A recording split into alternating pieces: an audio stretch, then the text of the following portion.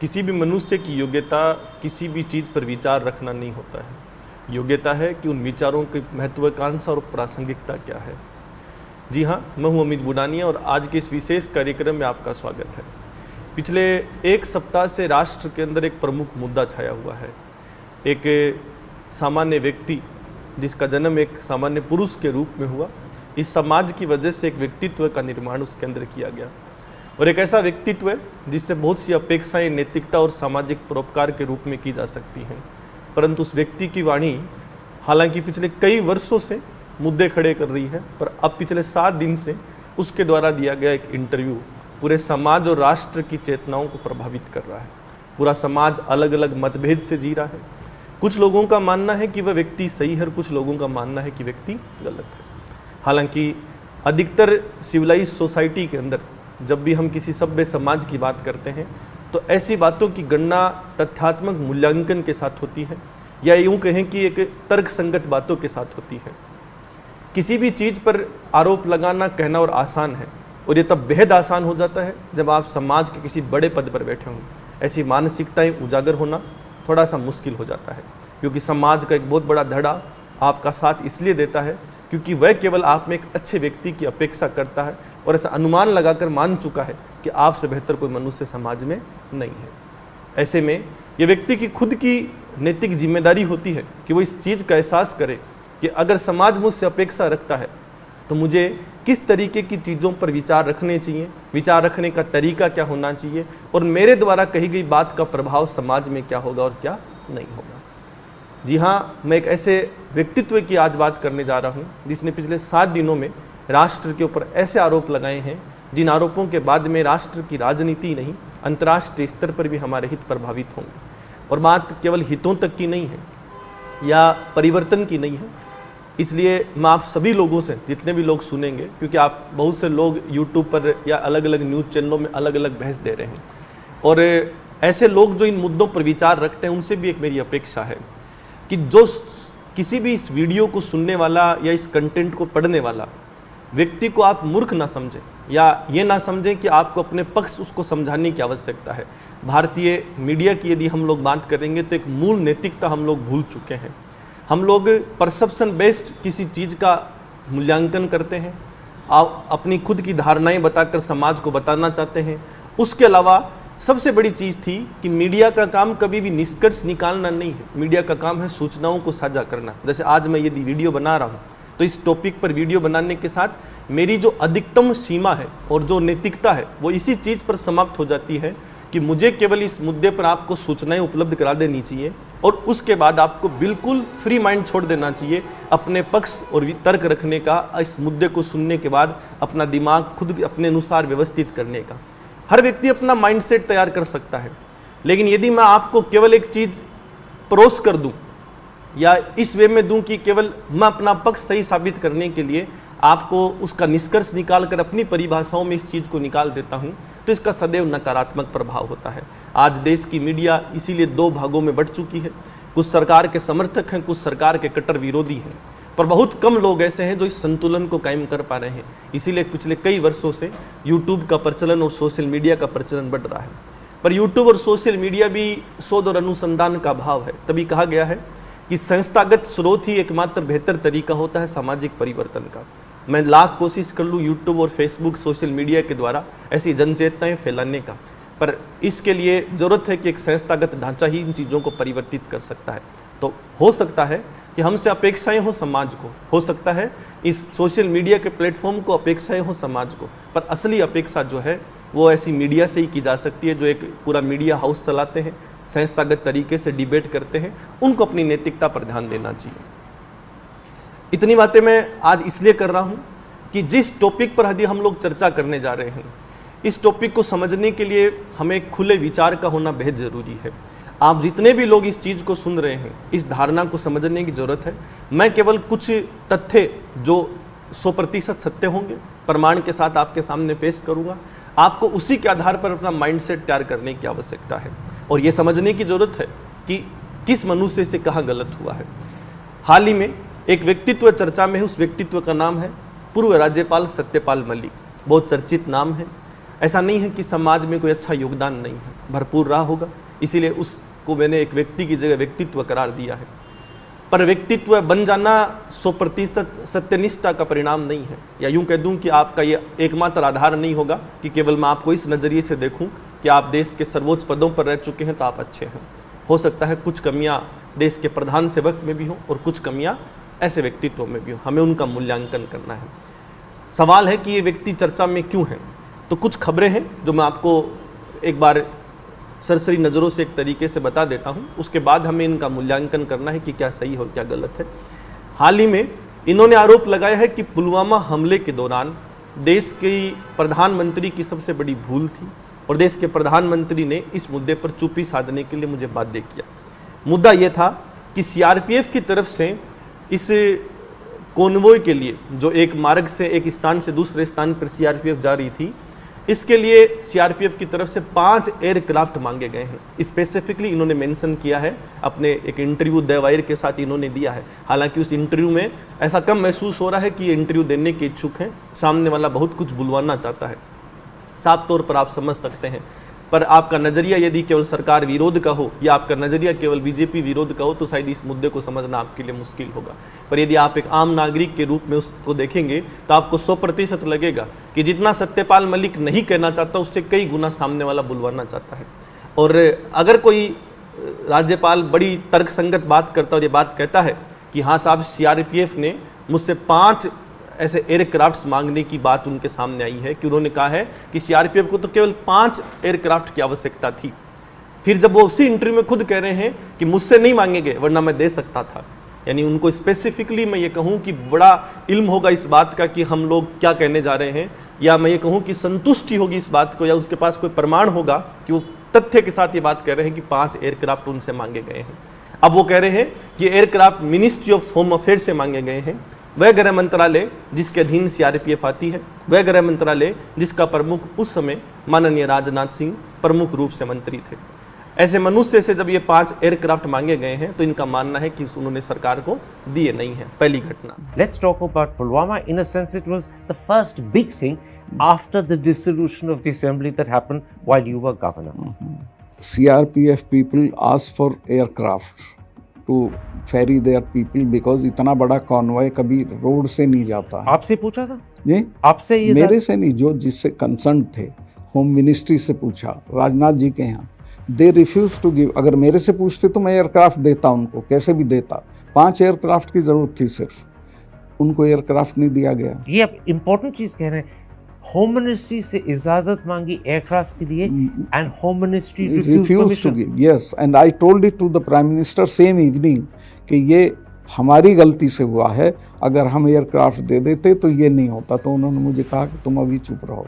पहली घटना। दूसरी घटना यह है कि इन्होंने यहाँ तक कह दिया है कि सीआरपीएफ ने तो मांग लिया था, मांगने के बाद जो मिनिस्ट्री ऑफ होम अफेयर्स है, गृह मंत्रालय है, उसने साफ तौर पर इनकार कर दिया कि हम आपको यह एक तरीके के एयरक्राफ्ट नहीं दे पाएंगे। उन्होंने यहाँ तक भी कहा है यदि मुझे कहा गया होता तो मैं ज़रूर दे देता, पर मुझे नहीं कहा गया। तो कुछ प्रासंगिकताएं हैं जिन पर हमें सवाल खड़े करने हैं। उसके बाद इन्होंने कहा है कि इस मुद्दे पर मैंने उसी वक्त देश के प्रधानमंत्री को कहा तो देश के प्रधानमंत्री ने मुझे चुप्पी साधने के लिए एक बात कही। बहुत इंपॉर्टेंट पॉइंट है, और इसके पीछे इन्होंने बहुत नैतिकता भरी शब्द का इस्तेमाल लिया है कि जब लोग सवाल पूछ रहे हैं इनसे कि आप चुप क्यों थे, तो इन्होंने कहा है कि मैं इतने समय तक इसलिए चुप था कि उस समय मुझे भी ऐसा एहसास हुआ कि राष्ट्रहित का मुद्दा है, इसमें मुझे हस्तक्षेप कर कर या उजागर कर कर राष्ट्र को चुनौती नहीं देनी चाहिए। ये उनके खुद के शब्द हैं, मेरे शब्द नहीं है। पर आज 4 साल बाद ऐसा क्या हुआ है कि राष्ट्रहित प्रभावित होने को तैयार है और ऐसा व्यक्ति खुलेआम ऐसी चीज़ों को कह रहा है। इस पर भी हमें एक मूल्यांकन करने की आवश्यकता है। दूसरी तरफ यदि हम लोग कहेंगे तो इन्होंने दूसरा एक गंभीर आरोप उस दौरान लगाया है। आरोप नहीं कहूँगा, समझदारी भरा आरोप कहूँगा। इन्होंने कहा है कि मोदी को कोई खास गुरेज नहीं है करप्शन से। हालांकि मैं ये नहीं कह रहा हूँ कि मोदी करप्टेड आदमी है और डायरेक्टली इन्वॉल्व है, ये भी मेरे शब्द नहीं है, ये भी सत्यपाल मलिक साहब के ही शब्द हैं, तो साफ तौर पर कह रहे हैं। पर उन्होंने अपने आप को सुरक्षित रख लिया है इन आरोपों से, ये कहते हुए कि मैं सेफली ये कह सकता हूँ कि मोदी खुद डायरेक्टली इन्वॉल्व नहीं है, परंतु उनको कोई खास गुरेज भी नहीं है करप्शन से। पर जब आप कहते हैं कि प्रधानमंत्री के लोग हैं और उनके नाम भी आपने दिए, हसीन द्राबू, अंबानी, राम माधव, ये काफी करीब है प्रधानमंत्री के। ऑफ कोर्स सब तो करीब थे। इज द प्रधानमंत्री आल्सो इन्वॉल्व्ड?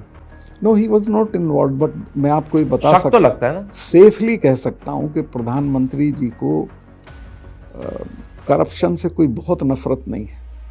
ये आपने बड़े कमाल की चीज कही है। आपने कहा मैं सेफली कह दूं कि प्रधानमंत्री को करप्शन से कोई नफरत नहीं है। और उन पर एक आरोप है कि एक 300 करोड़ रुपए की घूस की पेशकश की गई थी मुझे जब मैं जम्मू कश्मीर का राज्यपाल था। 2 ऐसी अनुचित फाइल थी जिनमें गैर कानूनी काम था और ऐसा काम करने को मुझे मजबूर किया जा रहा था, परंतु मैंने मना कर दिया। आज भी वो 2 फाइलें कौन सी है ये अभी तक ये उजागर नहीं कर पाए हैं। सीबीआई ने इसीलिए इनको एक समन भेजा है। समन कोई गिरफ्तारी नहीं है, किसी मोदी का दबाव नहीं है। समन का तात्पर्य है कि आपने ये तो कह दिया कि 2 फाइलें हैं, वो कौन सी 2 फाइलें हैं वो आपको बतानी होंगी ताकि उनकी जांच की जा सके और आप जैसे व्यक्ति के ईमानदारी के लगाए हुए आरोपों पर हम जांच करके राष्ट्र को एक बेहतर दिशा दे सकें। तीसरी बहुत बड़ी बात इन्होंने प्रधान सेवक के लिए कही है कि देश का प्रधान सेवक जो है वो बहुत ही कम सूचना प्राप्त व्यक्ति है। इल इन्फॉर्म्ड बहुत बड़ा शब्द है, अगर सियासी गलियारों में इस शब्द का इस्तेमाल किया जाए तो बड़ा नकारात्मक शब्द है, पर अगर इतना साहस किसी में है तो हो सकता है कि ये हाईली इन्फॉर्म्ड पर्सन है। इनके पास ब्रह्मांड की सभी प्रकार की सूचनाएं हैं, इसलिए शायद इन्होंने ऐसा शब्द इस्तेमाल लिया है कि देश का प्रधान सेवक जो है वो बहुत कम सूचनाएं रखता है, वो अपनी दुनिया में मस्त है, उसको खास सूचनाओं का कोई लेना देना नहीं है। देखिए, नरेंद्र मोदी जी के बारे में मेरी वो ओपिनियन नहीं है जो सारी दुनिया की है। मैं बहुत सारी चीज़ें, जैसे मैं जब भी उनसे मिला, he is very ill informed person, उनको कोई जानकारी नहीं। इल इन्फॉर्म्ड का मतलब हुआ इग्नोरेंट। इग्नोरेंट मीन्स मस्त है अपने में, हेल विद इट, जो हो रहा है मस्त है अपने में, तो हेल विद इट, ये इनका एटीट्यूड है। Of course. और एक चौथा इन्होंने गंभीर बात जो कही है, इसकी रिलीवेंस क्या है, सोर्स क्या है, इस पर इन्होंने अभी तक कोई बात नहीं कही है कि स्रोत क्या है, कहाँ से इनको पता चला। पर सौभाग्य है हमारा कि इनको पता कम से कम चला है। इन्होंने कहा है कि देश के प्रधानमंत्री, देश के राष्ट्रपति से इनका एक मिलने का कार्यक्रम था और उस कार्यक्रम में ये अपॉइंटमेंट लेकर गए थे, पर बीच रास्ते इनके पास फ़ोन आया कि आपका अपॉइंटमेंट रद्द हो गया है। ये अगर मैं एक इंसानियत के तौर पर और एक प्रशासक के रूप में देखना चाहूँ तो एक सामान्य शब्द प्रक्रिया है। ऐसा हो सकता है, बिजी शेड्यूल की वजह से ऐसा होता है, लेकिन इनको ऐसा लगता है कि इन्होंने इस बात की पीड़ा इनको हुई। इन्होंने कहा कि मैंने इस पर शोध किया, पता किया कि ऐसा क्यों हुआ, तो मुझे एक चीज़ जानकर बड़ा अचंभित हुआ। अचंभित ये हुआ कि राष्ट्रपति साहब का जो अपॉइंटमेंट शेड्यूल है कि राष्ट्रपति किस किस से मिलेंगी, ये भारत के अंदर पीएमओ क्लियर करता है, देश का प्रधानमंत्री क्लियर करता है। हालांकि इन्होंने इतना ही बोला है, पर जो इंटरव्यू ले रहा है वो कह रहा है कि आप बहुत बड़ी बात बोल रहे हैं। इसका मतलब है कि देश का राष्ट्रपति कठपुतली है प्रधानमंत्री की और प्रधानमंत्री चाहेगा उसी से राष्ट्रपति मिलेंगे। अब अगर मैं ये कहूँ कि सब सत्यपाल मलिक ने नहीं काम में लिए हैं तो सामने वाले को अवसर भी सत्यपाल मलिक ने दिया है, ऐसा कहकर कि राष्ट्रपति का अपॉइंटमेंट भी प्रधानमंत्री क्लियर करता है। आप हैरत करेंगे, मेरा राष्ट्रपति जी से अपॉइंटमेंट था और मैं तब तक गवर्नर था, तो मैं उनसे मिलने जा रहा था। रास्ते में मुझे राष्ट्रपति भवन से फ़ोन आया कि आपका आज का वो कहीं बिजी हो गई है, कैंसिल हो गया। मुझे बताया गया कि इनका तो अपॉइंटमेंट लिस्ट भी पीएमओ में जाती है, वहाँ से क्लियर होती है, उनसे मिलते हैं। ये प्रेसिडेंट मुर्मू की बात कर रहे हैं? या उनकी appointment list gets cleared by the PMO. Yes, she can't meet anyone she wants. Yes, so she is a puppet of the prime minister. Of course. और ये खबरें कहाँ से पता चली हैं? ये उन्होंने कहा है कि कुछ सूत्र है मैंने अपने सियासी गलियारों में ऐसी सूचनाओं से प्राप्त कर किया है। ये वो आरोप हैं जो इन्होंने लगाए हैं। इन आरोपों को समझने के लिए हमें 3 तरीके की चीज़ों को समझने की आवश्यकता है। जब आप ये वीडियो देख रहे होंगे तो हो सकता है आप भी ये मानकर चल रहे होंगे कि मैं बीजेपी का प्रवक्ता हूँ या किसी पार्टी विशेष के लिए बोलूँगा, पर आपको इन तथ्यों के साथ कुछ चीज़ों को मैं आपको उजागर करना चाहता हूँ और आप इनकी रिलीवेंस, प्रासंगिकता मैंने साथ साथ में आपको दी है कि मेरी बात कितनी सत्य और कितनी नहीं है, आप उसका मूल्यांकन स्वयं भी करें। आप सभी लोग इस वीडियो को, इन आरोपों को सुनने के बाद एक बार ये स्वीकार्यता ले लें या एक बार अपने मन में इस धारणा को विकसित कर लें कि ये बातें हमें एक बार सही मानकर चलनी है कि सत्यपाल मलिक साहब ने जो जो आरोप लगाए हैं वो सही हैं। पर ये आरोप हैं। इन आरोपों में सत्यता का तभी पता चलेगा जब किसी प्रकार के कोई तथ्य हों, किसी प्रकार के कोई तर्क हों, और उस हिसाब से फिर हम जैसा सामान्य मनुष्य समझ पाएगा कि आरोप सही है कि गलत है। सबसे पहले मैं एक छोटी सी नज़र सत्यपाल मलिक साहब के राजनीतिक कैरियर पर डालना चाहूँगा, जिसका मकसद ये नहीं है कि मैं किसी सत्यपाल मलिक साहब पर कोई नकारात्मक रूप से टिप्पणी करना चाहता हूँ। मैं सिर्फ आपको ये बताना चाहता हूँ कि एक ऐसा मनुष्य जिसका जन्म दिसंबर 1946 में पश्चिमी उत्तर प्रदेश के इलाके में हुआ, और राजनीति के अंदर वो एक तरीके से एक बार लोकसभा के सांसद रह चुके हैं। 1989 से लेकर 1991 तक वो 2 बार राज्यसभा के सांसद रह चुके हैं। 1980 से लेकर 1989 तक एक बार वो एमएलए रह चुके हैं 1974 से लेकर 1977 तक।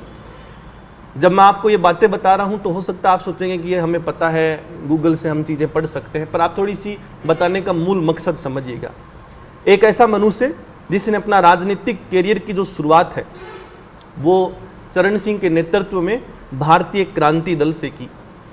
1974 से 77 तक वो इस पार्टी में रहे। उसके बाद वो भारतीय लोकदल में, यानी वो उन्हीं की पार्टी थी, तो उसमें वो चले गए। भारतीय लोकदल में आने के बाद 1984 में वो कांग्रेस का हिस्सा हो गए, और कांग्रेस से हिस्सा बनकर जब वो 1980 से 84 तक एक बार राज्यसभा के सांसद रहे, बाद में कांग्रेस से रहे। 1989 में उन्होंने कांग्रेस छोड़ दी और वो जनता दल में चले गए। फिर वो समाजवादी पार्टी का हिस्सा हो गए, और 2004 में उन्होंने अंत में इस पार्टी को भी छोड़कर 2004 में बीजेपी का दामन थाम लिया। 2004 से वो बीजेपी की तरफ से कुछ सीटों से लड़े, वो हार गए। उसके बाद बीजेपी ने इनके हार के बाद इनको जो बीजेपी किसान मोर्चा है उसका अध्यक्ष बनाया, राष्ट्र के स्तर पर उपाध्यक्ष भी बनाया, कुछ बड़े पद दिए गए। राजनीति में इतना उठापटक इन्होंने किया है कि लगभग हर पार्टी का अनुभव इनके पास है। मैं इसका विरोधी नहीं हूँ, पर इससे हमें ये पता चलता है कि विचारधारा के आधार पर यदि मैं कहूँ कि मनुष्य स्थिर है या अपनी एक व्यक्तिगत विचारधारा है, तो ये कहना मेरे लिए कोई गुरेज, मैं भी सत्यपाल मलिक साहब की भाषा में कहूँ तो गुरेज नहीं है सत्यपाल मलिक साहब को कि जिस पार्टी में पद मिले उस पार्टी के अनुसार चले जाने में कोई आपत्ति नहीं है, इसमें उनको भी कोई आपत्ति नहीं है। और मेरी बात 100% सत्य है। हो सकता है जो उनके समर्थक हो वो नाराज हो। सत्य इसलिए है कि मैंने आंकड़ों के साथ आपको बताया है कि एक मनुष्य जो एक बार विधायक रहा हो, 2 बार सांसद रहा हो राज्यसभा का, 1 बार लोकसभा का, और उस मनुष्य ने लोकदल, क्रांति दल, सपा, कांग्रेस और बीजेपी ऐसे प्रमुख दलों का हिस्सा वो रहे हैं। उसके बाद बीजेपी ने उनके अथक परिश्रम को देखते हुए, या जैसा राजनीति में होता है कि अच्छे लोग जो, या पार्टी के जो बहुत वरिष्ठ लोग होते हैं उनकी, या vote bank, political vote bank भी है, कोई बीजेपी दूध की धुली नहीं है, ये भी मैं नहीं कहूँगा। तो ऐसे में सितंबर 2017 में इनको एक रिटायरमेंट पैकेज दिया गया, जैसा हमारी राजनीति देती है। सितंबर 2017 से लेकर अगस्त 2018 तक ये बिहार के राज्यपाल रहे। उसके बाद अगस्त 2018 से लेकर अक्टूबर 2019 तक ये जम्मू कश्मीर के राज्यपाल रहे। और ये बहुत ध्यान देने योग्य बात है, क्योंकि आज ये चिंतन का विषय इसीलिए है कि इस मनुष्य पर बहुत बड़ा विश्वास कर इन्हें राज्यपाल बनाया गया था, और आज ऐसे आरोप लगाकर मेरी नज़रों में ये उन पद की गरिमाओं पर सही नहीं उतरे हैं। मैं इस बात पर आऊँगा। गलत का विरोध करना बहुत ज़रूरी होता है, पर यह आपके लिए भी है तो मेरे लिए भी है। अगर ऐसी शब्द मैं काम में ले रहा हूँ तो इसका कारण है कि अगस्त 2018 से लेकर अक्टूबर 2019 तक जब इनको जम्मू कश्मीर का राज्यपाल बनाया गया था, तो 1990 के बाद जब से वहाँ मिलिटेंसी बढ़ी है, टेररिज्म बढ़ा है, ये पहले राजनीतिक व्यक्ति थे जिन पर विश्वास कर वहाँ का राज्यपाल बनाया गया है। वरना ऐसे व्यक्तियों को वहाँ राज्यपाल नहीं बनाया जाता है जो राजनीति से संबंध रखते हैं। वहाँ केवल ऐसे ही व्यक्तियों को बनाया जाता है जो न्यायपालिका, प्रशासक या प्रशासन एडमिनिस्ट्रेशन से जुड़े हुए लोग हैं या अनुभवी लोग हैं। पर पहली बार एक राजनीतिक चेतना के व्यक्ति को बनाया गया इन पर विश्वास कायम कर। और नवंबर 2019 में अगस्त 2020 तक ये गोवा के राज्यपाल रहे। ये मेरी नज़रों में एक रिटायरमेंट पैकेज में इन्होंने जो बेहतर काम किया उसके लिए इनको भेजा गया वहाँ पर वहाँ भी इनकी दाल नहीं गली। और अगस्त 2020 से लेकर अक्टूबर 2022 तक इनको मेघालय का राज्यपाल बनाया गया। ये वो 4 प्रमुख राज्यपालों के पद हैं जो इन्होंने संभाले हैं। लगभग 1 वर्ष ये बिहार के राज्यपाल रहे हैं, लगभग 1 वर्ष ये जम्मू कश्मीर के राज्यपाल रहे हैं, और लगभग 1 वर्ष के आसपास ये गोवा के राज्यपाल रहे हैं। और उसी को अगर मैं जोड़ दूं तो 1 वर्ष के आसपास ये लोग जो है वो मेघालय के राज्यपाल रहे हैं। राज्यपाल की नियुक्ति करना देश के राष्ट्रपति के हाथ में है, पर राष्ट्रपति उसी व्यक्ति की नियुक्ति करेगा जिसको मंजूरी देश के प्रधानमंत्री ने दी है। तो इस बात में भी कोई गुरेज नहीं है कि देश के प्रधानमंत्री नरेंद्र मोदी के नेतृत्व की सरकार में ही इनको 4 बार 4 राज्यों का राज्यपाल बनाया गया है।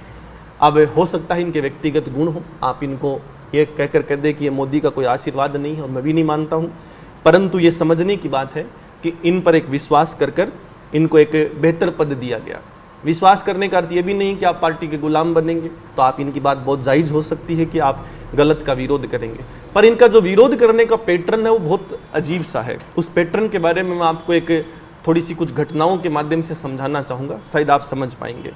इनके राजनीतिक कैरियर के बाद जब इनके राज्यपाल के कैरियर की बात करूँगा तो मैंने आपको स्पष्ट तौर पर कहा, इस पूरी प्रक्रिया को यदि हम लोग समझने की कोशिश करेंगे तो ये सबसे पहले बिहार के राज्यपाल बनाए गए, और जब बिहार के राज्यपाल बनाए गए तो इनकी तरफ से एक पक्ष आया शुरुआत में कि बिहार बहुत समृद्ध इलाका है और बिहार में बहुत सी संभावनाएं हैं, यदि बिहार को सही तरीके से विकसित किया जाता है तो बिहार का भला हो सकता है और बिहार के लोग बहुत अच्छे हैं। ये बयान जो इनका है आप प्रमाणिकता के साथ शायद स्क्रीन पर देख पा रहे होंगे, या इसको आप खुद लोग भी देख सकते हैं कि ये बयान जो है वो बिहार के राज्यपाल के दौरान इन्होंने दिया है। इसके बाद इनको बिहार के राज्यपाल के रूप में एक तरीके से हटा दिया गया। हटाने के बाद इनको भेजा गया जम्मू कश्मीर। जब जम्मू कश्मीर इनको भेजा गया तो इनका एक बयान है जो आपको समझने की आवश्यकता है। इन्होंने कहा जम्मू कश्मीर एक बेहतरीन राज्य है, यहाँ किसी प्रकार की कोई मारकाट हर समय नहीं होती है। ये पटना शहर के अंदर यानी बिहार के अंदर एक दिन में जितने मर्डर होते हैं इतनी हत्याएं तो कश्मीर में पूरे सप्ताह में नहीं होती हैं। कुल मिलाकर निष्कर्ष ये है कि अगर मैं बिहार छोड़कर अब जम्मू कश्मीर आया हूँ तो मैं खुलकर कह सकता हूँ कि बिहार की कानून व्यवस्था अच्छी नहीं है, लेकिन जम्मू कश्मीर की कानून व्यवस्था अच्छी है। ये मेरे शब्द नहीं है, ये सत्यपाल मलिक साहब के हैं। इनको बिहार में कमियां नजर आई हैं जब ये जम्मू कश्मीर के राज्यपाल बने हैं। और एक बड़ी लाइन इन्होंने काम में ली है कि पटना में औसतन एक दिन में जितने मर्डर होते हैं उतने मर्डर कभी भी कश्मीर के पूरे सप्ताह में नहीं होते हैं। इन्होंने कहा है कि यहाँ आतंकवाद समाप्त हो चुका है और पत्थरबाजी लगभग खत्म हो चुकी है। ये जम्मू कश्मीर के बारे में ये इनका एक शब्द है। इसके बाद इन्होंने एक शब्द कहा है कि जो जम्मू कश्मीर की युवा आबादी है वो बेवकूफ़ है, वो क्यों यहाँ अपने सुरक्षा कर्मियों को मार रही है, जो पीएसओ हैं उनको मार रही है, जो स्पेशल पुलिस ऑफिसर एसपीओ होते हैं इनको मार रही है। आप उन नेताओं को या उन लोगों को क्यों नहीं मारते हैं जिन्होंने कश्मीर के अंदर कश्मीर को लूटा है, और आप उनसे बदला क्यों नहीं लेते हैं। एक संवैधानिक पद पर बैठा व्यक्ति इस तरीके की बात करता है तो 100% अनैतिक है। ये मैं नहीं कह रहा हूँ, ये खुद इन्होंने पूरी सार्वजनिक तौर पर माफ़ी मांगी बाद में, और उन्होंने पब्लिकली अपोलाइज किया लिखित रूप से कि भाई मुझसे ये भूल हो गई है। प्रमाण आप देख पा रहे होंगे। इसके बाद इन्हों का एक बयान है, जब 370 हटी तो 370 हटने के बाद ये वो व्यक्ति हैं जिन्होंने राहुल गांधी को निमंत्रण दिया और निमंत्रण देकर कहा कि आप आओ जम्मू कश्मीर में लॉ एंड ऑर्डर को देखने की कोशिश करो, और लॉ एंड ऑर्डर यहाँ का बहुत अच्छा है, कानून व्यवस्था बहुत अच्छी है। लेकिन जब राहुल गांधी वहाँ पहुँचे तो ये वो व्यक्ति हैं जिन्होंने इसको अलाउ नहीं किया कि आप वहाँ आ सकते हैं, और कहा गया कि पॉलिटिकल स्टंट करने के लिए आए हैं, ये गलत उद्देश्य से आए हैं, इसलिए मैं इनको अलाउ नहीं कर रहा हूँ, और राष्ट्रहित सर्वोपरि है। यहाँ से मुझे इस मनुष्य की एक चेतना या एक चरित्र का मूल्यांकन होता है कि इनको कुछ समस्याओं का मूल्यांकन देरी से होता है। जब ये बिहार के राज्यपाल होते हैं तब इनको बिहार की समस्या महसूस नहीं होती, ये जम्मू कश्मीर की होती है। जब आप मेरी बात सुन रहे होंगे तो आप सोचेंगे कि सर आप कमज़ोर मानसिकता के मनुष्य हैं कि किसी की आलोचना करना या आरोप करना गलत नहीं होता, पर जब पैटर्न समझना होगा कि केवल एक बार नहीं हुआ है, मैं सिर्फ आपको क्रमबद्ध तरीके से बता रहा हूँ। जब जम्मू कश्मीर के राज्यपाल हैं तो जम्मू कश्मीर बेहद अच्छा स्थान है, और जम्मू कश्मीर छोड़ते ही जम्मू कश्मीर के बारे में क्या विचार है वो भी मैं आपको बताऊंगा। जैसे ही ये जम्मू कश्मीर छोड़कर गोवा पहुंचे और इन्होंने कहा कि जो गोवा है, गोवा के अंदर इन्होंने एक बयान दिया है गोवा के राज्यपाल होने के दौरान कि कश्मीर एक ऐसी जगह है जो समस्याओं से भरी है, वहाँ बहुत सारे मुद्दे हैं, पर मैंने बहुत सफलतापूर्वक तरीके से उन मुद्दों का समाधान किया है। लेकिन आज मैं जिस स्थान पर हूँ, अर्थात मैं जिस गोवा में हूँ, वो एक शांतिप्रिय जगह है।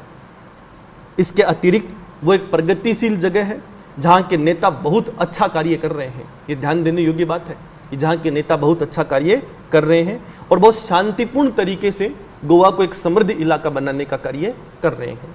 ये सत्यपाल मलिक साहब का बयान उस समय का है जब वो गोवा के राज्यपाल थे। जैसे ही उनको गोवा का राज्यपाल हटाया गया, टाइम्स ऑफ इंडिया इसकी प्रामाणिकता है कि गोवा के राज्यपाल हटाने के बाद इन्होंने कहा है, उस दौरान भी इन्होंने एक बयान दिया अंतिम समय में कि राज्यपाल किसी प्रकार का योग्य पद नहीं है, काम का नहीं है। जम्मू कश्मीर का राज्यपाल तो शराब पीता है और गोल्फ खेलता है। इसके अतिरिक्त अन्य राज्यों के राज्यपाल कंफर्टेबल लाइफ जीते हैं।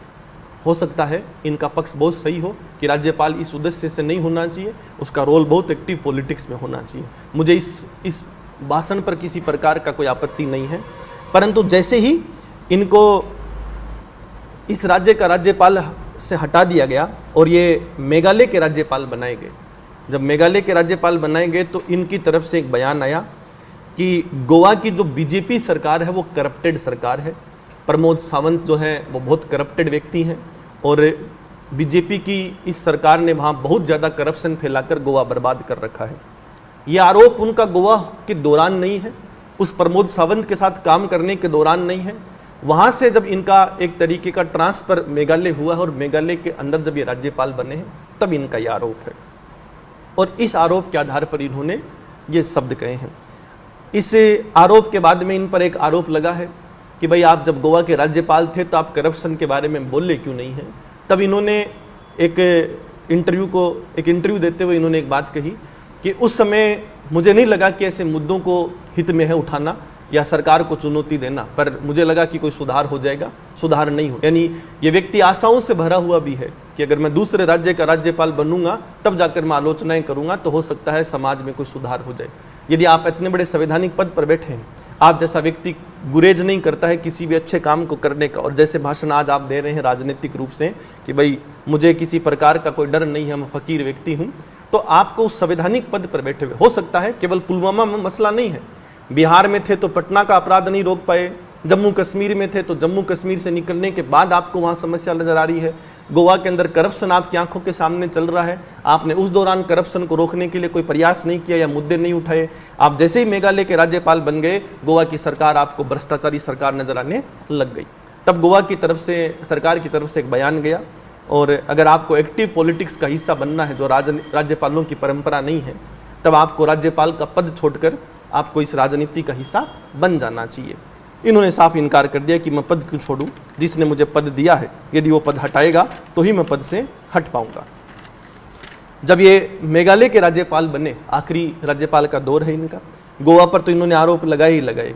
अचानक देश के अंदर एक मुद्दा बहुत महत्वपूर्ण उत्पन्न होता है। मुद्दा ये उत्पन्न होता है कि किसान आंदोलन एक शुरू हुआ, जिस किसान आंदोलन की जो नींव है वो पंजाब है, वो नींव हरियाणा है, वो पश्चिमी यूपी है। तो सत्यपाल मलिक साहब जो हैं वो कुछ एडवांटेज जोन में है राजनीतिक रूप से, आप माने या ना माने इस बात को, इनके खुद के बयान है, मैं आपको थोड़ी देर बाद दिखाऊंगा तो आप महसूस कर पाएंगे कि ये मेरा पक्ष नहीं है, सत्यपाल मलिक साहब का स्वयं का पक्ष है। ये वेस्ट यूपी से बिलोंग करते हैं, हरियाणा की जाट बिरादरी इनके समर्थक में है, और पंजाब के किसानों को भी इन्होंने बहुत से बयानों के माध्यम से पक्ष में लेने का काम किया है। इस पूरे मसले में किसानी शब्द का इस्तेमाल कर कर इन्होंने अपनी राजनीति चमकाई है, इसमें कोई दो राय नहीं है। अच्छे उद्देश्य से की गई राजनीति अर्थात किसानों की भलाई के लिए किया गया प्रयास स्वागत योग्य है। और इन्होंने क्या किया है कि इस किसान आंदोलन में विरोध किया, और विरोध करने के बाद इन्होंने दो बयान हैं जिनको आपको समझने की आवश्यकता है। पहला, इन्होंने एक बयान दिया है कि जब बीजेपी का कोई नेता मेरठ, मुजफ्फरनगर और बागपत के इलाकों में प्रवेश करेगा तो वहाँ के लोग इनको प्रवेश करने नहीं देंगे। ये बयान पहला है। सामान्यतः तो ऐसा किसी भीड़ को उकसाने के मामले में राष्ट्रद्रोह तक के आरोप लग जाते हैं, पर साहिब सत्यपाल मलिक साहब सेफ स्केप वाली पॉलिसी अपनाते हैं, इसलिए बच गए। इसके अलावा इन्होंने उस भाषण के दौरान एक बात कही कि जब मैं इन किसानों को देखता हूँ तो मुझे इनके संयम पर बहुत भरोसा होता है। मैं कि मुझे तो याद है वो सिख समुदाय, वह सिख समुदाय जो पंजाब से और किसान का इस सम्मेलन का हिस्सा है, कि ये वो सिख हैं जिन्होंने इंदिरा गांधी की हत्या कर दी। ये वो सिख हैं जिन्होंने पुणे में जनरल वैद्या की हत्या कर दी। और आज इन किसानों को देखता हूँ तो मुझे बहुत चिंता है उस मोदी और आपके अमित शाह की, कि वो गलत लोगों से पंगा ले रहे हैं। समाज का बहुत सामान्य सा मनुष्य जो होगा, जिसको मैं कहूँ कि सिर्फ 2 टाइम की रोटी खाने वाला, राजनीति की चेतना नहीं रखने वाला, वो भी इन बयानों से समझ पाएगा कि आपके इशारे क्या हैं। पर बुजुर्ग व्यक्ति हैं तो लिहाज होना चाहिए। इसके बाद इनका एक बयान है, बयान ये आज भी दे रहे हैं, हालांकि इस बात से मुकर नहीं रहे हैं। ये कह रहे हैं कि जब ये मेघालय के राज्यपाल थे तो इनकी तरफ से एक बयान दिया गया कि जब मैं जम्मू कश्मीर का राज्यपाल था तो श्रीनगर के 50 किलोमीटर के रेडियस में भी कोई आतंकवादी आने से डरता था। यानी एक मनुष्य का खौफ था। देश की सीआरपीएफ जो 70 साल में नहीं कर पाई, वो सत्यपाल मलिक साहब 1 महीने में या 1 साल में कर पाए। और शुद्ध भाषा में कहूँ तो गब्बर सिंह से भी बड़ा खौफ इनका था कि 50 किलोमीटर के रेडियस में भी श्रीनगर के किसी इलाके में टेररिस्ट अटैक नहीं करते थे। ये तो इनका पक्ष है जो इन्होंने कहा। इस पक्ष को मैं कुछ आंकड़ों के साथ पेश करना चाहता हूँ। ये मिनिस्ट्री ऑफ होम अफेयर्स के आंकड़े हैं, प्रामाणिकता आपके सामने स्क्रीन पर है। सन 2018 की घटना है। सन 2018 में जम्मू कश्मीर में घुसपैठ हुई है 143 बार और आतंकवादी हमले हुए हैं 417 बार। सन 2019 में 141 बार घुसपैठ हुई है, 255 बार वहाँ आतंकवादी हमले हुए हैं। यानी 417 से लेकर 215 पर आया है। जब ये राज्यपाल थे तो उस दौरान वहाँ लगभग 417 बार आतंकवादी हमले हुए हैं, 143 बार घुसपैट हुई है। और जब इन्होंने राज्यपाल का पद छोड़ा है उसके बाद वहाँ पर 255 आतंकवादी हमले 2019 में हुए, 2020 में 244 आतंकवादी हमले हुए हैं और 2021 के आंकड़े 200 आतंकवादी हमले वहाँ हुए। छुटपुट घटनाएं सारी शामिल हैं इसके अंदर।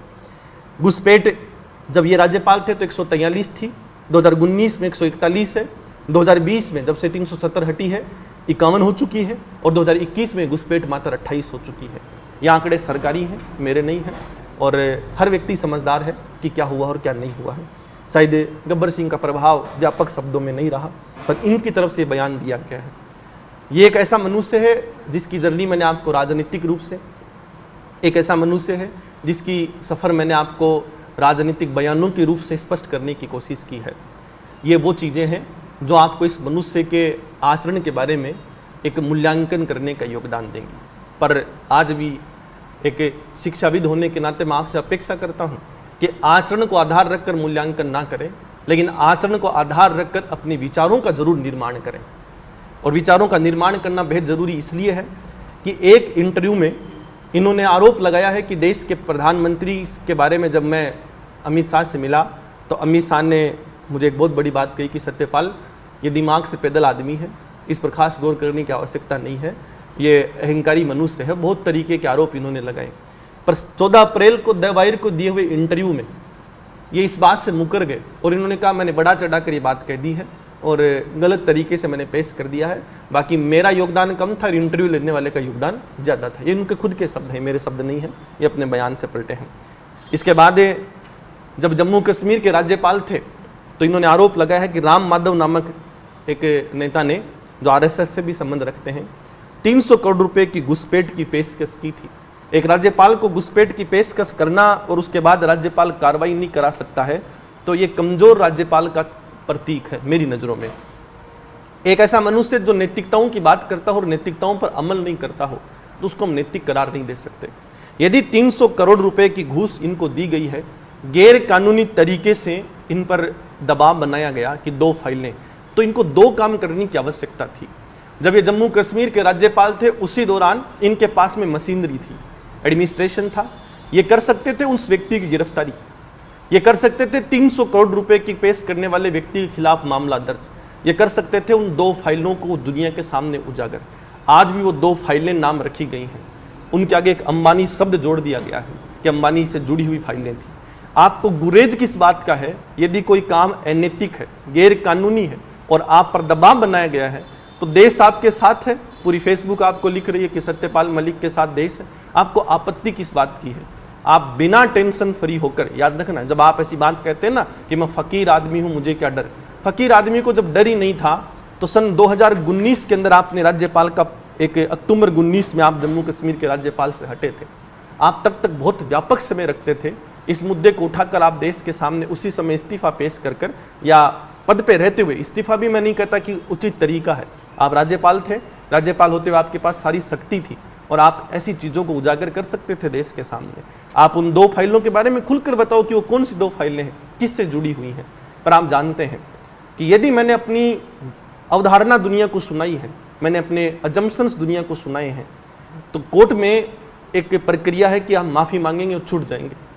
पर यदि मैंने किसी का नाम ले दिया, जैसे राम माधव साहब का आया है, तो आपको एक लीगल प्रोसीजर में फंसना होगा, और अगर आप उस प्रोसीजर में तभी बच पाएंगे जब आप सत्यनिष्ठ व्यक्ति होंगे, वरना आपको कोर्ट की न्यायपालिका का सामना करना होगा। उस दौरान क्या होगा, आपके भक्त हो सकता है आपको ये बात कह दें कि देश की न्यायपालिका मोदी की खरीदी हुई है, पर सच्चाई यही है कि आपने कानून का उल्लंघन कर किसी की मानहानि की है। तथ्यों के आधार पर आपने कोई बात नहीं कही है, तर्कों के आधार पर आपने कोई बात नहीं कही है, आपने केवल अपने प्री अजम्पशंस दुनिया को बताकर आपने पक्ष रख दिया है। ये वो चीज़ें हैं जो आपका परिचय कराती हैं। अब मसला है बहुत इंपॉर्टेंट, जो इनका आरोप है, बहुत संवेदनशील आरोप है। चर्चा इसलिए ज़रूरी है कि देश के अंदर मेरी नज़रों में 2 ऐसे टॉपिक हैं जिनको हमने बहुत सेंसिटिव बना दिया है और इसी का खामियाजा हम भुगत रहे हैं। पहला महत्वपूर्ण टॉपिक है जवान और दूसरा है किसान। जब आप कहते हैं ना कि इन मुद्दों पर राजनीति नहीं होनी चाहिए, ऐसा इसलिए हो रहा है कि हम समाज के इतने लोग जो हैं इन 2 मुद्दों पर सहन नहीं करते, किसी बात को सुनने की क्षमता नहीं रखते। जब मैं एक नैतिकता के नज़रिए से देखूं तो हर मनुष्य अपना कर्तव्य निभा रहा है, किसान किसानी कर कर, शिक्षक पढ़ाकर, सैनिक देश की सुरक्षा कर कर। सामान्यतः हर मनुष्य कर्तव्य संपन्न है। इन 2 को वरीयता इसलिए दी गई है कि राष्ट्र के निर्माण में माना गया है कि इनका योगदान जो है वो शुरुआत से रहा है। मैं नहीं कहूँगा अहम है, अहम कहना बहुत अनुचित होगा।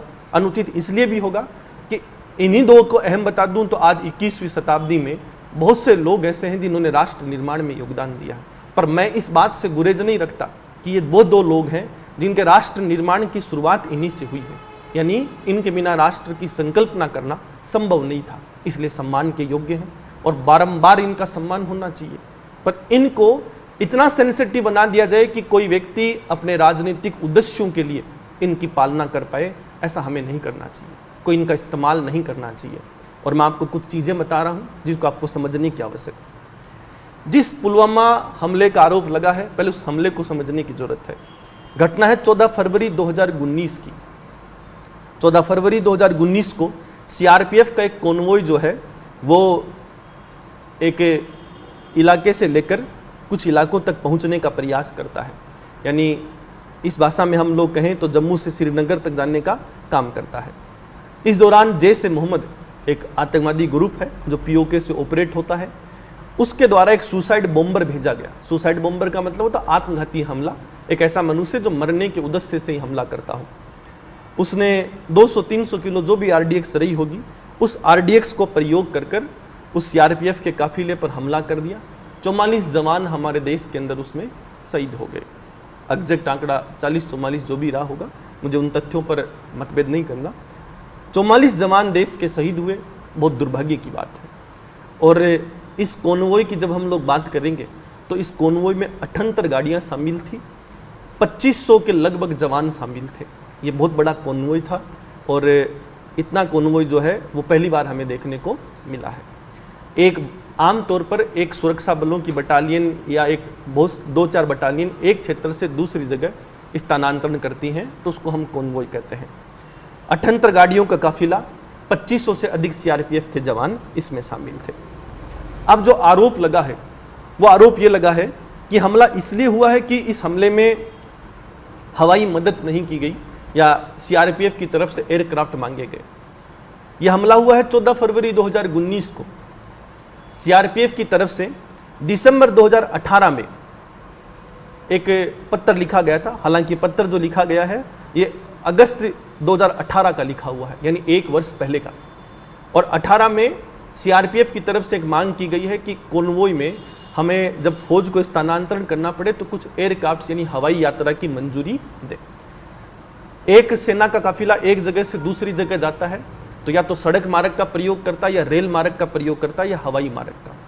हवाई मार्ग का प्रयोग इतने बड़े कॉन्वॉय में आज तक हमारे यहाँ नहीं हुआ। यदि सत्यपाल मलिक साहब ये कह रहे हैं ना कि मात्र 5 एयरक्राफ्ट की आवश्यकता थी, तो पहला तो सवाल उन पर यह है कि आपको कैसे पता 5 की आवश्यकता थी। यदि आपकी बात हुई है किसी सीआरपीएफ से कि सीआरपीएफ ने आपसे मांगा है तो प्रामाणिकता होगी, और आप कह रहे हैं हमसे मांगा नहीं है, आप कह रहे हैं मिनिस्ट्री ऑफ होम अफेयर्स से मांगा है।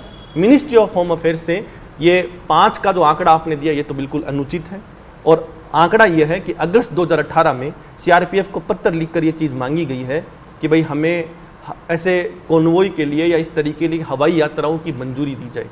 इस पर भी मानता हूँ। दिसंबर 2018 में मिनिस्ट्री ऑफ होम अफेयर्स ने एक अप्रूवल दिया है कि हम हवाई यात्राओं की संख्या बढ़ा रहे हैं। इसका अर्थ क्या है ज़रा समझिएगा कि हम लोग फ्लाइट बढ़ा रहे हैं दिल्ली से जम्मू, जम्मू से श्रीनगर, श्रीनगर से जम्मू और जम्मू से दिल्ली। यानी वह व्यक्ति जो देश के किसी भी कोने का हिस्सा हो, ये 2 क्विंट के इंटरव्यू में है 21 फरवरी 2019 के आंकड़ों में तथ्यता है या प्रामाणिकता है उस शब्द की, कि कोई देश के जवान जो दिल्ली से जम्मू जाएंगे वो फ्लाइट का प्रयोग कर सकते हैं, जम्मू से श्रीनगर जाएंगे फ्लाइट का प्रयोग कर सकते हैं, श्रीनगर से जम्मू आएंगे फ्लाइट का प्रयोग कर सकते हैं, और जम्मू से दिल्ली आएंगे फ्लाइट का प्रयोग कर सकते हैं। निष्कर्ष क्या है इस बात का कि बहुत से लोग जवान जो है छुट्टियां लेकर वापस ड्यूटी पर लौटते हैं, तो अपनी बटालियन तक जाने के लिए वो इस मार्ग का प्रयोग कर सकते हैं। जब इस मार्ग की बात करेंगे तो ये हवाई मार्ग है, और सरकार की मिनिस्ट्री ऑफ होम अफेयर्स की तरफ से दिसंबर 18 में एक मंजूरी दी गई है। मंजूरी ये दी गई है कि हम एयरक्राफ्ट्स की संख्या बढ़ा रहे हैं, फ्लाइट्स की संख्या बढ़ा रहे हैं, कि जो सिविलियंस फ्लाइट्स होती हैं उनमें जवान जा सकते हैं ड्यूटी से मुक्त होकर। और union ministry of home affairs जो है वो क्या करती है, नियमित रूप से यानी हर दिन ऐसी अनुमति देती है। विभिन्न सुरक्षा बलों को इसको विभाजित रूप से दिया जाता है कि सीआरपीएफ के लिए इतनी सीटें होंगी, आम आदमी के लिए इतनी सीटें होंगी, और उसका एक तरीके का कॉस्ट जो है वो बियर किया जाता है। अब यहाँ मसला क्या है कि सत्यपाल मलिक साहब कह रहे हैं कि ये तो अलग है, ये तो रूटीन का कन्वे है कि जो जवान दिल्ली से जम्मू आएगा, जम्मू से श्रीनगर आएगा, वो इसी मार्ग से आएगा। असली चीज़ क्या है, सत्यपाल मलिक साहब कह रहे हैं कि जो 2500 लोग छुट्टियों में कुछ छुट्टियां काट कर आए हैं, कुछ अपनी बटालियन से आए हैं, वो जो लोग हैं वो अगर जम्मू से श्रीनगर जा रहे हैं तो इनको आप जम्मू से श्रीनगर तक एयरलिफ्ट करना चाहिए था। तो मैं सत्यपाल मलिक साहब को एक 2 तर्कों के माध्यम से, क्योंकि कभी कभी कुछ चीज़ों के तथ्य नहीं है, केवल तर्क हो सकते हैं। पहला तर्क यह है कि आम तौर पर एक कॉन्वॉय जो होता है वो 1000 से 1200 जवानों का होता है। आज तक इतिहास में ऐसा हुआ है। 1000-1200 कॉन्वॉय जो होते हैं उनमें आज तक ऐसा नहीं हुआ है कि कभी एयरलिफ्ट हुआ है। यानी ऐसा नहीं है कि केवल मोदी सरकार में या राजनाथ सिंह की गृह मंत्रालय के अंदर ही ऐसा हुआ है। इससे पहले देश के इतिहास में केवल युद्ध की परिस्थिति अलग बात है, बाकी कभी भी हवाई मार्ग का प्रयोग नहीं किया गया है इतने जवानों को ले जाने के लिए। ये एक पक्ष है, पहला पॉइंट। दूसरा पक्ष यह है कि यदि सत्यपाल मलिक साहब संवेदनशील और ये चाहते हैं कि नहीं हुआ तो क्या हुआ, आगे होना चाहिए, तो इसके लिए उनको सुझाव देने चाहिए कि क्या व्यवस्थाएं होनी चाहिए थी, न कि ये कि एग्जैक्ट फिगर आपने निकाल दिया कि हमला इसलिए हुआ कि 5 एयरक्राफ्ट नहीं दिए। अब अगली इंपॉर्टेंट चीज़ क्या है कि आप किसी भी एयरपोर्ट तक तो या एयरबेस तक तो आप इनका प्रयोग कर सकते हैं, पर उस एयरबेस से बटालियन बेस तक ले जाने के लिए आपको 100% क्या करना होगा, सड़क मार्ग का प्रयोग करना होगा। उस बटालियन में केवल जवान नहीं जाते हैं। जब आप शेखावटी को देखेंगे तो जयपुर से लोग बीकानेर तक बटालियन शिफ्ट होती हैं, तो आप देखेंगे कि फौज की जो SOP है, स्टैंडर्ड ऑपरेटिंग प्रोसीजर है, कि केवल दिन में यात्रा करती है फौज, रात में यात्रा नहीं करती है। शेखावटी के अंदर बहुत सी स्कूल और संस्थाओं का जो प्रशंसा के योग्य भी हैं, बहुत से लोग ऐसे हैं जो ऐसे जवानों को रात को रोकने की व्यवस्था देते हैं, खाना पीने की व्यवस्था देते हैं, और अगर ऐसा लोग नहीं भी देते हैं कहीं पर तो ये लोग अपना सारी व्यवस्था साथ लेकर चलते हैं। तो आज यहाँ भी स्टैंडर्ड ऑपरेटिंग प्रोसीजर SOP क्या कहती है कि ऐसा सड़क मार्ग से ही संभव है, ऐसा क्योंकि केवल जवान नहीं जाएंगे, जवानों का लॉजिस्टिक सपोर्ट जाएगा, उनके टैंक जाएंगे, उनके ट्रक जाएंगे, बस जाएंगे। और अगर आप ये कह दें कि 2500 भेजे इसलिए हमला हुआ, तो इसका प्रमाणिकता आज इसलिए ख़त्म हो गई कि 10 नक्सलियों, 10 CRPF के जवानों को, DRG के जवानों को नक्सलियों ने ख़त्म कर दिया।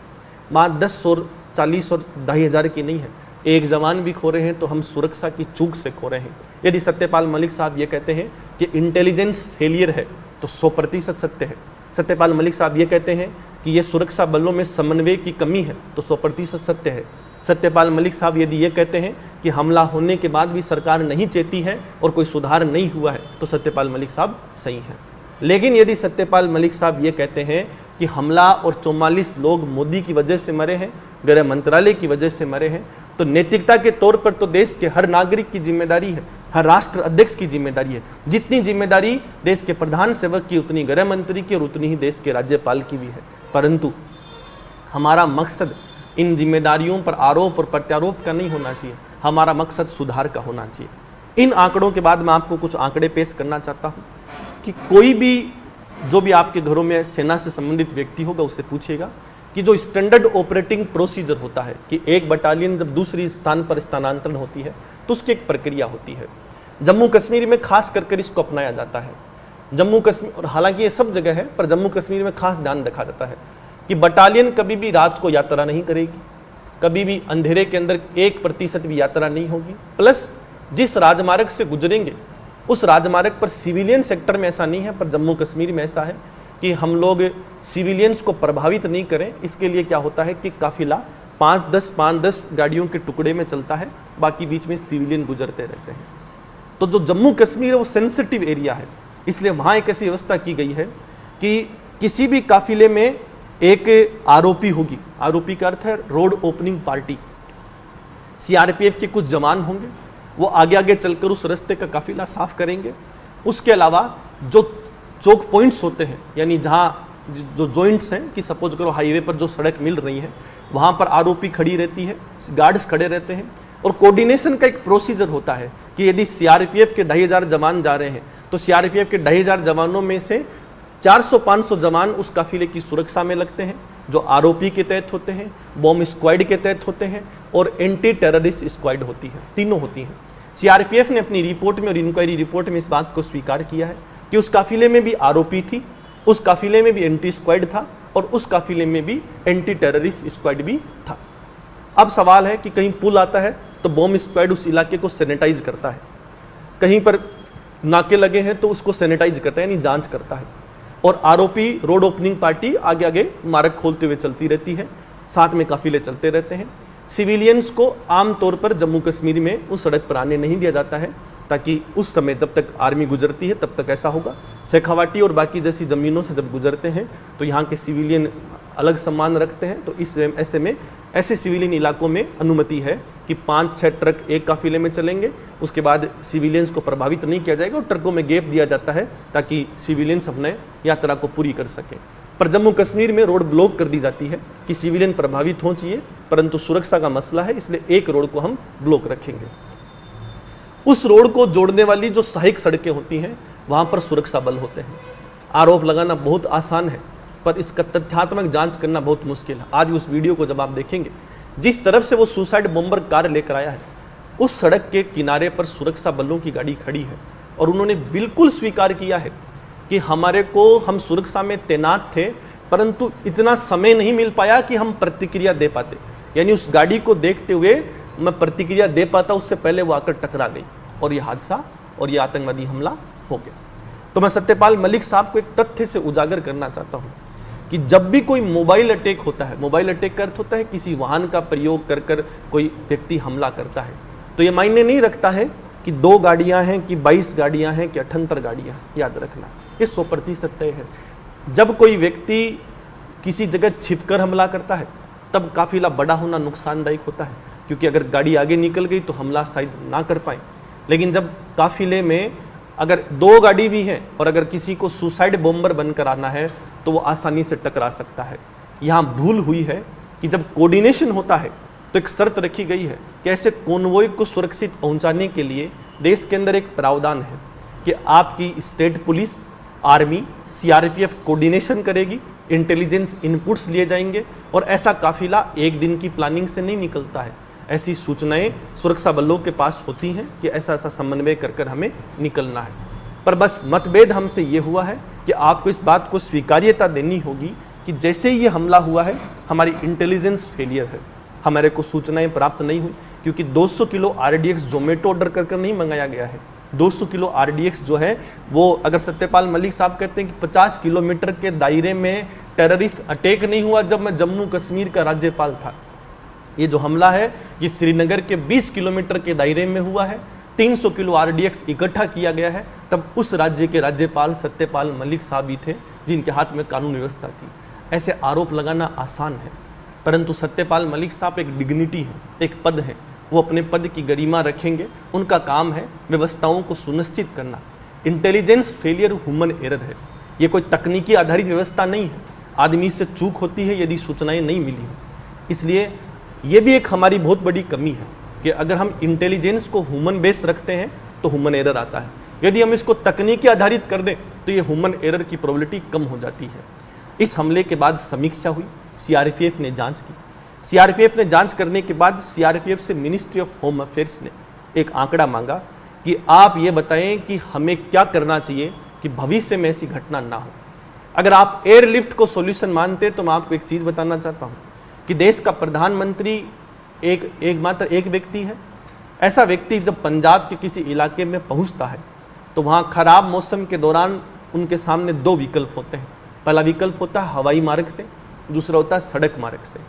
देश का प्रधानमंत्री कहता है कि मौसम कोई खास खराब नहीं है, आप हवाई मार्ग का प्रयोग कर मुझे उस रैली पर पहुंचाएं जहां मुझे संबोधन करना है। भारी बरसात थी, एसपीजी जो सुरक्षा में तैनात है उसने साफ मना कर दिया कि नहीं साहब, हम कुछ दिनों पहले एक बहुत बड़ा हादसा झेल कर आए हैं।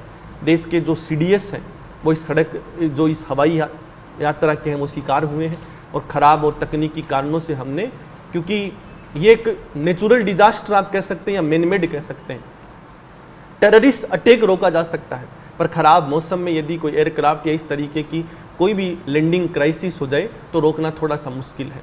तब एसपीजी ने साफ इनकार कर दिया कि समय लगेगा पर आपको सड़क के मार्ग से ही चलना पड़ेगा, अन्यथा आप दिल्ली वापस चल सकते हैं, बाकी हम हेलीकॉप्टर से आपको चलने की अनुमति नहीं देंगे। देश के प्रधान सेवक ने इसको स्वीकार किया है। 2500 जवानों को हवाई यात्राओं से लिफ्ट करना बहुत सोच समझ कर करना पड़ता है सत्यपाल मलिक साहब, क्योंकि 2500 जवान 2500 मनुष्य नहीं है, बहुत से मनुष्यों को कठोर बनाकर उनके अंदर बहुत से मनुष्यों की ताकत भरी गई है। जब एक सीडीएस खोया तो पूरे देश ने ताकत खो दी, 17 जवान खोए तो पूरे देश ने ताकत खो दी। आज 44 जवानों का दर्द है, तो समीक्षा करने की आवश्यकता है कि जो तर्क संगत बात होगी उसी का मूल्यांकन होगा और उसी में सुधार होगा। सीआरपीएफ की रिपोर्ट आने के बाद एक स्पेशल एसओपी जारी की गई और कुछ काम किए गए हैं सरकार के द्वारा।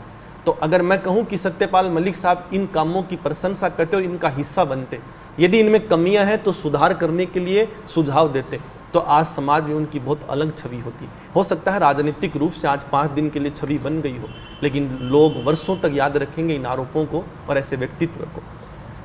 सीआरपीएफ की तरफ से जब सुझाव दिए गए तो सरकार ने कुछ सुधार किए हैं। मैं उन सुधारों की कुछ समीक्षाएं आपके सामने करना चाहता हूं। पहला सीआरपीएफ ने किया है कि पूरे इलाकों में सीसीटीवी कैमरे लगवाए हैं। जम्मू कश्मीर के उन राजमार्गों से जहां से कॉन्वे हमेशा गुजरेंगे जम्मू श्रीनगर में, उस राजमार्ग को 12 टुकड़ों में बांटा है, 12 सेक्टरों में बांटा है। हर जगह जितने पुल होंगे वहां पर परमानेंट बॉम्ब स्क्वाड होगी। बुलेट प्रूफ व्हीकल्स का हम लोग इस्तेमाल करेंगे, अभी हमने शुरू किया है। और हर कॉन्वे में एक सर्विलेंस, अंडर सर्विलेंस कॉन्वे होगी, यानी रूटीन से पहले वहाँ एक जांच होगी। किसी भी सिविलियन गाड़ी को हम लोग अब अलाउ नहीं करेंगे। इसके अलावा एक QRT होगी, क्विक रिस्पॉन्स टीम होगी, और एक एंटी टेररिस्ट स्क्वाड होगी जो हर 5 गाड़ियों के बाद में शामिल होगी। यानी हर 5 गाड़ियों के काफिले को एक क्विक रिस्पॉन्स टीम, जिसको पहले हम ROP कह देते थे, रोड ओपनिंग पार्टी, और एक जो है वो एंटी टेररिस्ट स्क्वाड, यानी 2 टीमें शामिल होंगी, तब 5 गाड़ियों को पार करवाया जाएगा। 70 जगह जो संवेदनशील हैं वहाँ सरकार ने चेक पोस्ट बनाए हैं। ये वो काम है जो सत्यपाल मलिक साहब को बताना चाहता हूँ कि देश की सरकार ने इस हमले के बाद किए हैं, और इनमें अगर कोई कमी रही हो तो आपको उन पर और टिप्पणी करने की आवश्यकता है, न कि ऐसी भ्रामक चीज़ें फैलाकर राजनीति करने की। अब जब मैं ऐसा शब्द कहता हूँ तो बहुत से लोग नाराज होंगे, पर सत्यपाल मलिक साहब को समझने के लिए आपको एक शब्द समझना होगा कि व्यक्ति का जैसा आचरण होता है वो उसके चरित्र से प्रेरित होता है, और उनकी जो प्रकृति है वो राजनीतिक महत्वाकांक्षा की प्रकृति रही है। आप इस बात को किसी भी वे में ले जाइए, लेकिन जब मैं उनके राजनीतिक दलों का मूल्यांकन करता हूँ, जब वो राज्यपालों के पद पर रहे हैं तो जब वो अच्छी पद पर रहे हैं तो उनकी प्रशंसा है, और जब आप राजनीतिक गलियारों में किसी से चर्चा करेंगे तो जम्मू कश्मीर से जम्मू आना रिटायरमेंट पैकेज हो सकता है, कश्मीर से गोवा आना, लेकिन गोवा से मेघालय आना प्रमोशन नहीं है, डिमोशन है। और मैं इस बात को भी नहीं नकार सकता हूं कि राजनीतिक गलियारों में ये बात की चर्चा थी कि सत्यपाल मलिक साहब को उपराष्ट्रपति बनाया जा सकता है। दो ही लोग इसके लिए उम्मीदवार थे, एक जिन्होंने ममता बनर्जी को संतुलित किया और एक जिन्होंने जम्मू कश्मीर की राजनीति में व्यापक परिवर्तन किया। सत्यपाल मलिक साहब ने वो किया जो राजनीतिक महत्वाकांक्षा से सही है, पर संवैधानिक महत्वाकांक्षा से सही नहीं है। क्योंकि अगर आप ये कहते हैं पद पे रहते हुए, तो आपको एक घटना और बता देता हूँ। अक्टूबर 2022 में उत्तर प्रदेश के चुनावों से पहले जब वो मेघालय के राज्यपाल हैं, तो राज्यपाल की परंपरा है कि वो एक्टिव पॉलिटिक्स का हिस्सा नहीं होगा, यानी सक्रिय राजनीति का हिस्सा नहीं होगा। पर अक्टूबर 2022 में राज्यपाल मलिक साहब कहते हैं कि मैं आरएलडी और सपा को सपोर्ट करूंगा और चुनाव में उनका एक मार्गदर्शक के रूप में काम करूंगा। ये ऐसा करना राजनीतिक तौर पर सही हो सकता है, पर संवैधानिक तौर पर सही नहीं है। राज्यपाल एक्टिव पॉलिटिक्स का हिस्सा नहीं है, पर इन्होंने किया। वहाँ शायद इनकी दाल इसलिए नहीं गली कि सरकार वापस बीजेपी की बन गई या इनके विरोधियों की बन गई। कुछ समय पहले इनकी सुरक्षा हटा ली गई। सुरक्षा हटाने का कारण है मिनिस्ट्री ऑफ होम अफेयर्स ने एक इंटरनल असेसमेंट रिपोर्ट के आधार पर बहुत से लोगों की सुरक्षा कम और ज़्यादा की है। उनका ही एक प्रोसीजर का हिस्सा ये रहे हैं। बहुत से लोग कह रहे हैं कि राजनीतिक बदले की भावना से ऐसा हुआ है। राजनीतिक बदले की भावना से होने का तात्पर्य है संपूर्ण सुरक्षा समाप्त कर देना। आज भी सरकार ने इनको 2 PSO दिए हैं। हर स्टेट की पुलिस को एडवाइजरी दी है कि जहाँ भी ये जाएंगे आप सुरक्षा देंगे। अब आप चाहते हैं कि 20-25 कमांडो का काफिला यदि आपके पास रहे और यही सुरक्षा है, तो ये आपकी भ्रामक सोच है। ये आप समझने की आवश्यकता है। आप एक व्यक्तित्व हैं, आप खुद कह रहे हैं कि फकीर आदमी हूँ, लोकप्रिय आदमी हूँ, तो इस लोकप्रियता में आपको डर नहीं होना चाहिए। दूसरा, सुरक्षा के जो मिनिमम मानक हैं, उन मानकों का एक ही आधार है कि मिनिस्ट्री मूल्यांकन करवाएगी। खतरा अधिक होगा तो अधिक सुरक्षा, कम होगा तो कम, और नहीं है तो नहीं मिलेगा। आप पर खतरा कम पाया गया है, इसलिए CRPF की जो मिनिस्ट्री ऑफ होम अफेयर्स है उसने आपको सुरक्षा के तौर पर 2 PSO दिए हैं। अब सरकार पर जब आपने आरोप लगाए तो शायद सरकार ने आपके 3 PSO कर दिए हैं। प्लस हर स्टेट की पुलिस को आपको अनुमति दी गई है कि आप जिस भी राज्य में जाएंगे राज्य पुलिस आपको सुरक्षा देने को बाध्य है। इससे बेहतर और क्या चाहिए हमें? यदि आपको खतरा है, आपके खतरे का समाधान किया गया है, परंतु यदि आपको राजनीतिक खतरा है तो इसका समाधान तो आपको स्वयं करना होगा। और इन आरोपों को यदि हम पढ़ते हैं, अध्ययन करते हैं, लगाना आसान है, पर इन आरोपों की समीक्षा इस नज़रिए से होनी चाहिए कि हम राष्ट्र को कहाँ ले जा रहे हैं। एक बहुत बड़ा शब्द है और इस शब्द के साथ ही मैं अपनी चर्चा को समाप्त करूँगा कि मेरा हक नहीं है कि मेरे सुनने वालों का नज़रिया मैं परिवर्तित करने को एकदम अपनी दिशाओं में कर दूँ, पर मेरा नैतिक जिम्मेदारी है कि मुझे सुनने वालों को सोचने को मजबूर करूं कि क्या सत्य और क्या गलत है।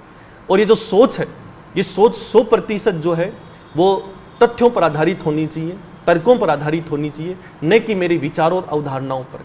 विचार हो सकता है रवीश कुमार में अच्छे हों, विचार हो सकता है कि आप सुधीर चौधरी के अच्छे हों, पर वो व्यक्तिगत विचार थोपते हैं। देश में कोई विरोध करता है तो विरोधी को कांग्रेसी करार दिया जाता है, दुनिया में कोई विरोध कर रहा है तो उसको कांग्रेसी करार दिया जाता है। ये विचार सुधीर चौधरी के हो सकते हैं, पर मेरे नहीं होने चाहिए और आपके भी नहीं होने चाहिए। रवीश कुमार को हर अच्छाई में बुराई ढूंढने की ताकत है, तो ये विचार हमारे नहीं होने चाहिए। मेरा काम है आपको तथ्य पेश करना, मेरा काम है आपको तर्क पेश करना, और आपका काम है उन तथ्य और तर्कों पर मूल्यांकन करना कि कौन व्यक्ति किस प्रकार की प्रकृति का है, किस तरीके के आरोप है। और समाज एक बहुत बड़ा शब्द है। व्यक्ति होना आसान है, व्यक्तित्व होना बहुत मुश्किल काम है। यदि सत्यपाल मलिक साहब इस नज़रिए से सोचते हैं, एक तरफ वो कहते हैं कि राष्ट्र की सुरक्षा का मुद्दा था इसलिए मैं तब नहीं बोला। अगर किसी सरकार में करप्शन पनप रहा है और यदि आप उस मुद्दे पर नहीं बोल रहे हैं, इसमें किसी भी प्रकार की प्रमाणिकता आप साबित नहीं कर पाएंगे कि उसमें राष्ट्रहित था। हो सकता है जवान के मुद्दे पर आप नहीं बोले हों, और आपकी मानसिकता का मूल्यांकन मैं इस बात से कर सकता हूँ जो हाल ही में आपने इंटरव्यू दिया। आप कह रहे हैं साफ शब्दों में कि मैं ऐसी कौम से आता हूँ जिस कौम को यह हाथ नहीं लगा सकते। शायद इसका गुमान है और शायद आप इस कौम का दुरुपयोग कर रहे हैं। आपने ऐसा शब्द इस्तेमाल लिया है कि देश के किसान मेरे साथ हैं, और ऐसा नहीं कि किसान साथ हैं, आपने तय तरीके से साबित किया है। उस वीडियो के अंदर आप साफ कह रहे हैं कि किसान मेरे साथ इसलिए हैं क्योंकि मैंने किसानों के मुद्दों पर उनका साथ दिया था, तो उनकी सिंपैथी मेरे साथ है, इसलिए इस सरकार में दम नहीं है कि कर सके। और आपकी महत्वाकांक्षा इस बात से भी साबित होती है कि आप ऐसा कहते हैं कि 2024 तक जंग जारी रहेगी। 2024 के बाद यदि जवानों को इंसाफ नहीं मिला, यदि इन कॉन्वॉय के परिवर्तन, एसओपी में परिवर्तन नहीं हुआ, यदि इनकी सुरक्षा नहीं हुई, तो क्या आप ये मार्गदर्शन छोड़ देंगे? क्या आप ये विरोध छोड़ देंगे? यदि आप छोड़ देंगे तो उस दिन मेरी बात सच साबित हो जाएगी कि आप गलत मानसिकता के मनुष्य हैं। 2024 ही क्यों? यदि इंसाफ नहीं मिले तो 25 तक जाएंगे, 26 तक जाएंगे। आप 24 को क्यों टारगेट कर रहे हैं? आप सिर्फ एक उस वातावरण का, उस टूल किट का हिस्सा हैं जहां आप किसी से प्रेरित नहीं हैं, आप स्वयं की आवश्यकताओं से प्रेरित हैं, उस सार्वजनिक जीवन की लोकप्रियता से प्रेरित हैं। आप में अति आ चुकी है, इस चीज़ की समीक्षा आपको करने की आवश्यकता है। और इस समाज को जो मसीहा मान रहा है उसको भी समझने की आवश्यकता है कि विरोध 1000 बार होना चाहिए, हर आरोप की जांच होनी चाहिए। और मैं आज भी दावे से कहता हूं कि यदि 300 करोड़ की घूस का आरोप है तो एक राज्यपाल को यदि कोई आकर ऐसी हिम्मत रखता है तो राज्यपाल के पास बहुत संवैधानिक शक्ति थी, पर जो हो गया सो हो गया। आज राज्यपाल को या पूर्व राज्यपाल को, सीबीआई को, देश की कोर्ट को वो सबूत, वो साक्ष्य पेश कर देने चाहिए, क्योंकि राज्यपाल कोई फुटपाथ पर बैठने वाला व्यक्ति नहीं है कि कोई भी आएगा और घूस दे जाएगा। कोई आया होगा तो कोई एंट्री होगी, कोई फ़ोन हुए होंगे, कोई आपस में बातचीत हुई होगी। जब बातचीत हुई होगी तो ऐसा नहीं हुआ होगा कि किसी काली पहाड़ी के पीछे दोनों मिले होंगे, 100% राजभवन में मिले होंगे, हजारों लोगों ने देखा होगा। आप उनकी समीक्षा करवाएं, आप देश के सामने उनको पेश करें। देश अपने आप समझ जाएगा कि कौन सही है और कौन गलत है। चंद लोग सवाल पूछ रहे हैं कि देश का प्रधानमंत्री चुप क्यों है? चंद लोग सवाल पूछ रहे हैं कि देश की सरकारें चुप क्यों हैं? अगर राजनीतिक रूप से टिप्पणी करनी हो तो 1000 बार करो, इस पर कोई आपत्ति नहीं है। सवाल है कि चुप कोई नहीं है। जिस पर आपने आरोप लगाए उसका नाम राम माधव है, वो सुप्रीम कोर्ट पहुंच चुका है, उसने हल्फनामा दायर कर दिया और मानहानि का केस ठोका आप पर। और अगर आप सही हैं तो आप जीतेंगे और वो सही है तो वो जीतेगा। अगर आपने आरोप जिन पर लगाए हैं कि अमित शाह पर, कि मोदी के बारे में अमित शाह ने ऐसा कहा, आप खुद अपने आरोप से मुकर गए हैं कि ना वो मैंने बढ़ा चढ़ा कर कह दिया था, तो बोलना आपको लगता है कि आप पब्लिक फिगर हैं, आप फोकस पॉइंट हैं? नहीं। यदि आप किसी पहलवानों के सम्मेलन में जाकर उनके हितों की बात करते हैं, आप बहुत नैतिक मनुष्य हैं, आपका सम्मान होना चाहिए। आपकी एक अच्छाई परमानेंट अच्छाई नहीं हो सकती और आपकी एक बुराई परमानेंट बुराई नहीं हो सकती। आपने जो आरोप लगाए 100% गलत हैं, आपके खुद के नज़रिए हैं, परंतु इस आधार पर यदि आप पहलवानों की मदद करते हैं, आप वहाँ जाकर धरने का हिस्सा बनते हैं, तो मैं आपको गलत नहीं करार दूंगा। एक अच्छा मनुष्य होने के नाते मुझे इस बात की स्वीकार्यता देनी होगी कि आपका पक्ष बहुत सही है और आपको मदद करनी चाहिए। अन्याय के खिलाफ तो लड़ाई लड़नी होगी। पर सत्यपाल मलिक साहब, मैं आपसे एक विनम्र आग्रह करता हूँ कि ये जो आरोप हैं ये तो समाप्त हो जाएंगे, पर आप जैसे मनुष्य को, जो एक रोल मॉडल है समाज का और अपनी जाति धर्म का, ऐसे व्यक्तियों को समाज में एक मिसाल पेश करनी चाहिए कि अन्याय के खिलाफ हमें तभी लड़ना चाहिए जब अन्याय हो रहा हो। लकीर बाद में पीटने का कोई फायदा नहीं है। यदि आज 2023 के अंदर मैं खड़ा होकर कहूँ कि मैं अगर पैदा होता तो शायद अंग्रेज देश में नहीं आते, तो ये सिर्फ काल्पनिक अवधारणा है। इस अवधारणा पर चर्चा करना ही आज के समय में अनुचित है, समय की बर्बादी है। ये उनको जवाब है जो कहते हैं कि सरकार बात नहीं कर रही या टिप्पणी नहीं रख रही। आप एरा गेरा आरोप लगाए, चलती फिरती हवा कुछ भी कह दे और आप उस चीज़ को मान लेंगे। आपने ये कैसे मान लिया कि सीआरपीएफ ने 5 एयरक्राफ्ट मांगे? सत्यपाल मलिक साहब को पता है, सीआरपीएफ को नहीं पता है, मिनिस्ट्री ऑफ होम अफेयर्स को नहीं पता है। क्या सरकार के अंदर कोई चीज़ सब्जी की तरह मांगी जाती है कि रेडी पर आकर कहा जाए कि 5 किलो टमाटर तोल दो? यहाँ स्पष्ट रूप से एक प्रोसीजर अपनाया गया होगा, ईमेल किए गए होंगे, लेटर लिखे गए होंगे। कहाँ है वो?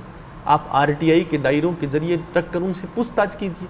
आपको कौन से सूत्र हैं जो ऐसी खबरें देते हैं कि देश के राष्ट्रपति पीएमओ से क्लियरेंस लेता है?